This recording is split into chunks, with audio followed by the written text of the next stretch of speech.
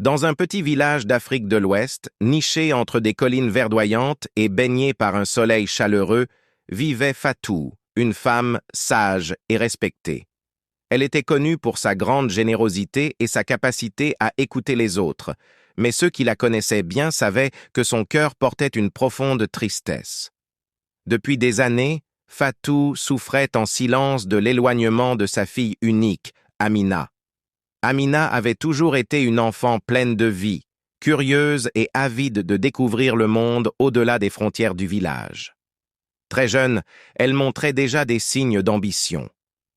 Tandis que la plupart des jeunes filles de son âge rêvaient de fonder une famille et de rester près de leurs proches, Amina, elle, rêvait d'un avenir dans la grande ville. Elle voulait poursuivre ses études, travailler dans une entreprise et construire une vie qui s'éloignait des traditions de son village natal. Malgré les réticences de Fatou, Amina quitta finalement le village à l'âge de 18 ans. Pour la jeune femme, c'était une opportunité, une chance de se construire un avenir plus prometteur. Mais pour Fatou, c'était le début d'une longue période de solitude. Au départ, Amina appelait régulièrement sa mère, lui racontant ses nouvelles découvertes, ses réussites et parfois même ses difficultés. Mais avec le temps, les appels devinrent moins fréquents. La distance physique devint une distance émotionnelle. Fatou ressentait de plus en plus le vide que l'absence de sa fille avait laissé. Les rares moments où Amina revenait au village, les tensions entre elles étaient palpables. La mère et la fille avaient des visions de la vie de plus en plus divergentes.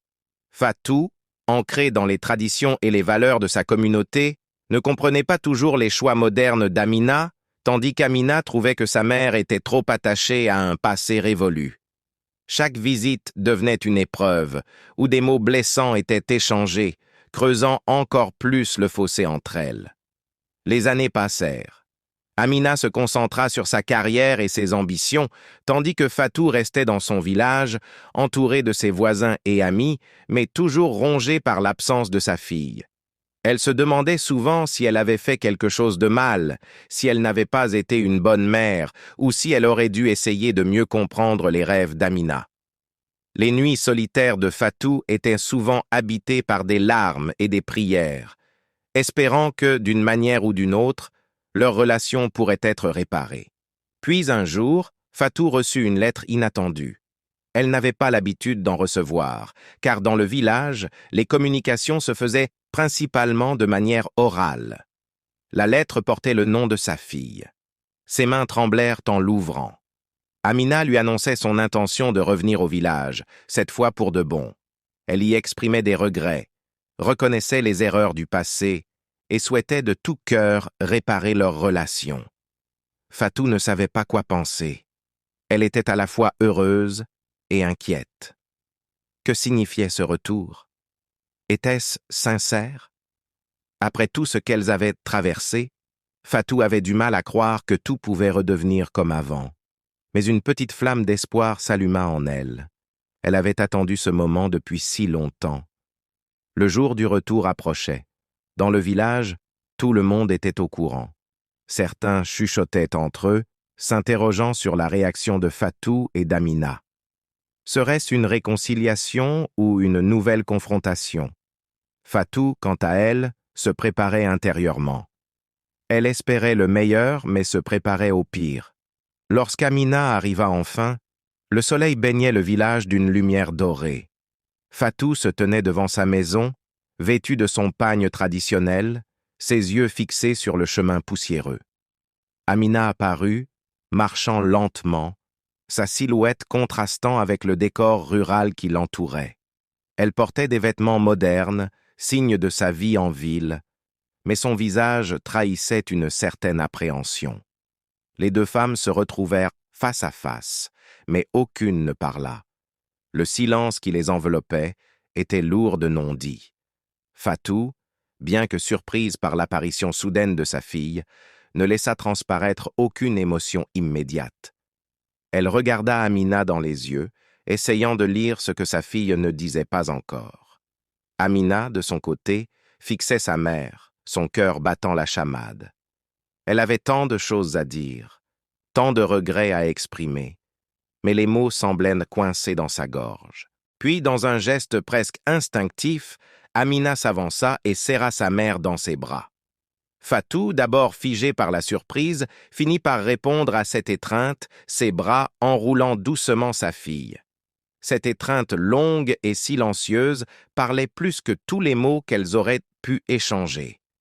C'était comme si le poids des années d'éloignement s'était évaporé dans cette étreinte.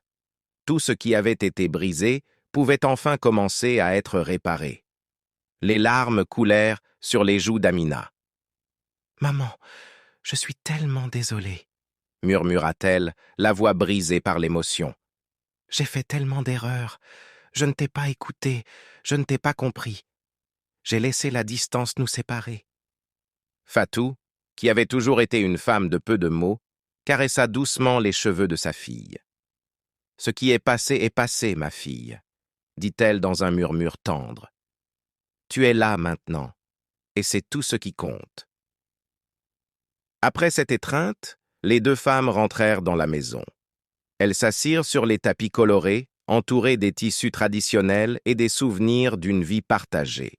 Elles parlèrent pendant des heures. Elles parlèrent des moments joyeux qu'elles avaient partagés avant que tout ne se complique. Elles évoquèrent les erreurs, les regrets, mais aussi leurs espoirs pour l'avenir. Pour la première fois depuis des années, elles se comprenaient. Amina expliqua à sa mère à quel point la vie en ville avait été difficile, à quel point elle s'était sentie perdue, et combien elle regrettait d'avoir laissé leur relation se détériorer. Fatou, de son côté, avoua ses propres doutes et inquiétudes, ses longues nuits d'insomnie à se demander si elle n'avait pas échoué en tant que mère. Ensemble, elles réalisèrent que leur amour n'avait jamais disparu. Il avait juste été obscurci par les attentes, les malentendus et les non-dits. Ce soir-là, Fatou et Amina retrouvèrent cette complicité qui semblait avoir disparu. Elles rirent, pleurèrent et firent la paix avec leur passé. Ce moment de réconciliation marqua le début d'une nouvelle ère pour elles. Leçon de vie. Il n'est jamais trop tard pour réparer une relation brisée, surtout lorsqu'il s'agit de famille. Le pardon n'est pas un signe de faiblesse, mais de force. En pardonnant, nous libérons non seulement l'autre, mais aussi nous-mêmes. L'amour familial, bien que mis à l'épreuve, est souvent plus résilient que nous le croyons.